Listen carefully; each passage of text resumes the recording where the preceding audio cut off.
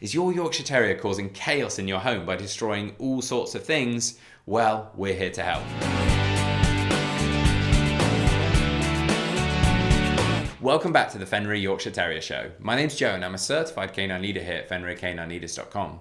We are dedicated to helping you learn everything you could possibly want to know about the Yorkshire Terrier and then how to become a high-level canine leader so you can raise your very own. So if you're new here, don't forget to subscribe and turn on that notification bell so you never miss a future upload. If your Yorkshire Terrier is causing chaos in your home by destroying all sorts of things, do not worry, as today we're going to be tuning into a webinar that canine behaviourist and founder of FenrirCanineLeaders.com, Will, has recorded all about how to deal with dogs that are destroying things. So in this quickfire webinar, we're going to be talking about how I, as a canine behaviourist, help the clients that I work with destructive behaviours with their dogs, whether that's destroying furniture, destroying doors, digging up carpets, any kind of destruction in the home we're going to address in today's webinar. So let's dive into it. And when it comes to destructive behaviours, it's a little bit different from many of the other common behaviours. As a behaviourist, if that's something that you're interested in working towards in the future, you're going to address. And that as myself, it's very different from, say, a behaviour like extreme aggression or extreme reactivity, where you're there in the heat of the moment and you can implement a strategy or a behaviour modification programme or intervention there and then and address the issue and deal with it. Destruction tends to be an issue when people go out to work and they come home and the home is destroyed. So we have to address it in a little bit of a different way. And oftentimes it's more around the management of a behaviour as opposed to being able to correct the behaviour. Now let me explain what I mean. First and foremost, we have to understand where is it that a destructive behaviour comes from. Now in my experience of losing count of the amount of cases I've helped people with this with, it tends to come from one of two places. By far though, the most common is simply pent up frustration in terms of a lack of outlet for physical and mental stimulation requirements. What that basically means is you are not doing enough exercise with your dog. If you go out and do more exercise with your dog, give them more mental stimulation, enough that truly satisfies them every single day, depending on their breed and specific requirements for them as a dog, that will 9 times out of 10 address the problem of destructive behaviours. Now, sometimes people don't want to hear that. What they want is for me as a behaviourist with the reputation that I've got to be able to come in and may wave a magic wand. They don't have to do anything for their lifestyle and I fix their broken dog. Their dog isn't broken. The dog is simply bored and frustrated. We need to give them a positive outlet for that frustration and that will address the problem. So we're going to significantly increase the amount of exercise we're doing and significantly increase the amount of mental stimulation that we're giving them. If you're prepared to do that, 9 times out of 10 you're going to solve this problem.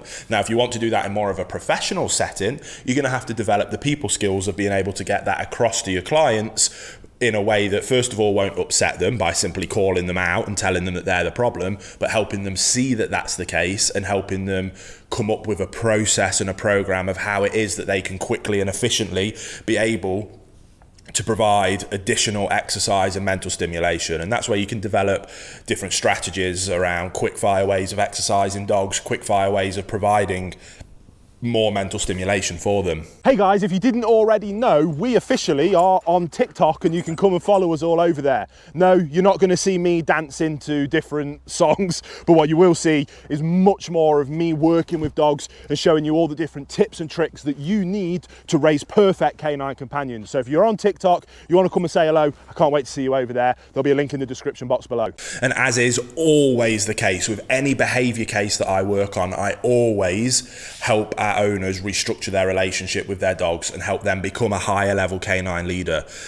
When it comes to working with specific behaviour problems, the behaviour problem that an owner will come to me with, maybe it's the problem that you're dealing with yourself, maybe again you want to be considering moving into this as a profession, so someone might come to you with, is what we call the micro issue. That is the symptom that we're seeing and that is what the owner will want addressing, and it is our responsibility to help them do that. Here at Fenrir, the reason we're able to have such large levels of success is because not only do we help them with those micro issues, issues, but we put so much time and effort into fixing what we call the macro problem, the umbrella issue. And that is always around relationship with your dog, around the owners becoming a higher level canine leader that has a dog that will look up to them for guidance and direction. If we can achieve that, that opens up an incredible pathway of communication between themselves and the dog, which then allows us to teach them the things that we do want and the things that we don't want from them.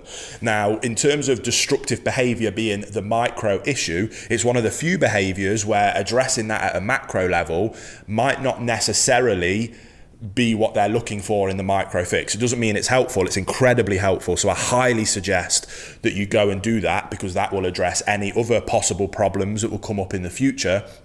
So this could be an excellent opportunity to either help yourself, if you're watching this from that perspective, or to help a client be able to go to that next level, and that will just make them happier and their dogs happier in the rest of their life. But when it comes to destructive behaviors in particular, because they usually happen when you're not there, the only real way that restructuring that relation helps is with anxiety. Now, like I say, destructive behaviors, vast majority of the time, comes from a lack of physical and mental exercise. If it's not that and the behaviors still continue, then oftentimes it comes from a place of anxiety. The dog is stressed and anxious.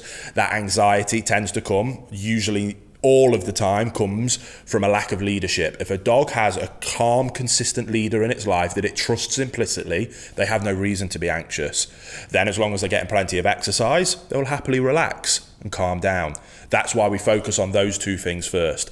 Then on top of that, or why we're going through that process, because to restructure that relationship, we use our boot camp process. Again, if you're interested, the online version of that is down in the description box below, but we go through that process, but nothing happens overnight, and that can take some time.